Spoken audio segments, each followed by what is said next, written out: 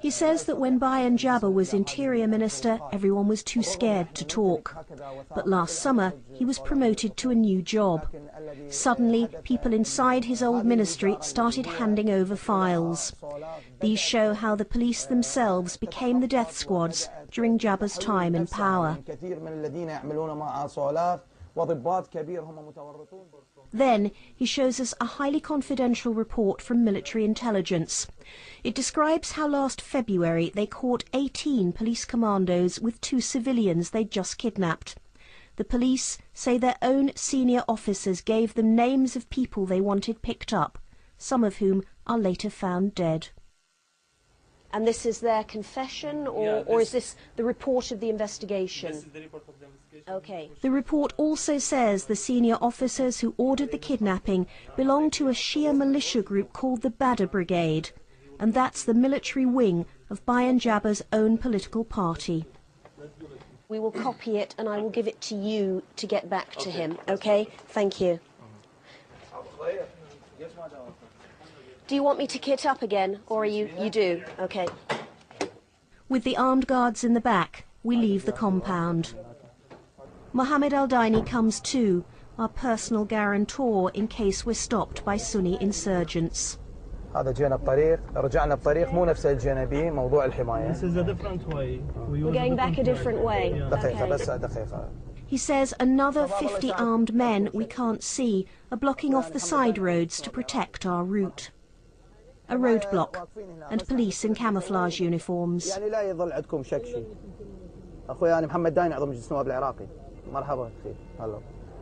Who are these guys? These were Megawir.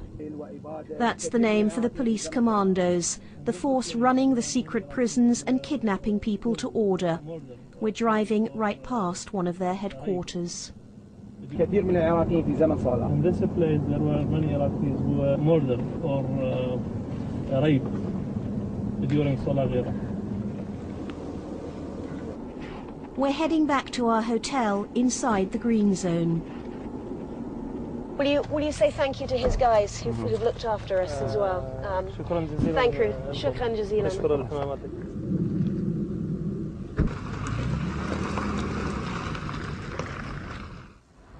The Al Rashid used to be the poshest hotel in Baghdad. It took a battering during the American invasion. But at least there's electricity, unlike most Iraqi homes, and it's a safe place to hear more evidence about Bayan Jabber's time as minister.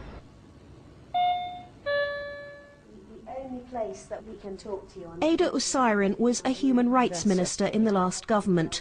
Her team kept bringing her reports of torture inside the Interior Ministry itself. So I didn't believe them because it's a ministry that belongs to the government and the Interior Minister has to know about it. So not the second time, the third time I said, can I come with you? Inside she found dozens of people being abused.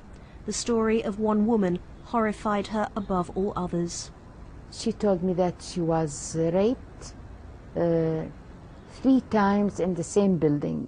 You think it happened? Yes, I did. Because she was crying, weeping. She was not acting. And she was still there for 3 weeks. Why was she still there? And the people who she said were raping her, who were they? They are the policemen and the security people who were in the Interior Ministry. Ada Usairan lived in exile in Britain for over 20 years after Saddam murdered her son. She calls herself a secular liberal Democrat, totally opposed to religion in politics. She confronted Bayan Jabber about the abuse in his ministry, and he said he'd sort it out. Was the suggestion that he was saying, I admit this is happening, but it's just a few bad people in my ministry? No, he didn't mention that word, that I admit that this is happening. No, he apologized for what happened, and he said, I don't know about it. I heard from your, I read your report, and I will look after what's happening. So he said he didn't know what was happening on the 6th floor of his own ministry? No, of course, yes. Did you believe that? No, no. But Iraqis aren't the only ones concerned about Bayan Jabbar. We've also tracked down a number of other people who worked in Iraq and witnessed the growth of the death squads. 2 years ago, Bayan Jabbar's first job in government was Minister of Housing and Construction, and Mike Karam was his senior American advisor. He was articulate, he was well-groomed, well-dressed, meticulously dressed, spoke English when he wanted to, and he was surrounded by these group of men that were his own private bodyguards. And there were hundreds of them. They were dressed in black, a black shirt, black pants, shoes, but they were all armed. So this was almost like a private army? It was a private army. This is the Housing Ministry, and Mike Karam says the new minister soon made his presence felt. He went in there and did a cleansing, and the people who had been Sunnis, people of other religions, they pushed them out. And we noticed this movement of bringing Shia into the main positions within the ministry. Everybody did. Bayan Jabbar spent years in exile in Iran, which funded both the party he belonged to and its military wing, the Badr Brigade. Their common aim was to overthrow Saddam and his Sunni government, until the Americans did it for them. Rick Clay was another advisor to the new minister. This was a very powerful position to have. Roads, bridges, hospitals, palaces, mosques, everything is designed and built, and military bases are all built out of the Ministry of Housing and Construction. But corruption was a huge problem. The Grand Mosque, which Saddam had started, was one of several projects where millions of dollars worth of materials and equipment were going missing, while the ministry guards did nothing. And it wasn't at nighttime, it was in broad daylight. It wasn't mom and pop with a screwdriver and a pair of pliers. This was very well organized. Everything was documented about the corruption, about the theft of equipment, about our suspicions that he was taking the Ministry of Housing and turning it into a Shia operation with these Badr forces. Mike and Rick put together a damning report about Jabbar's ministry for their own American bosses.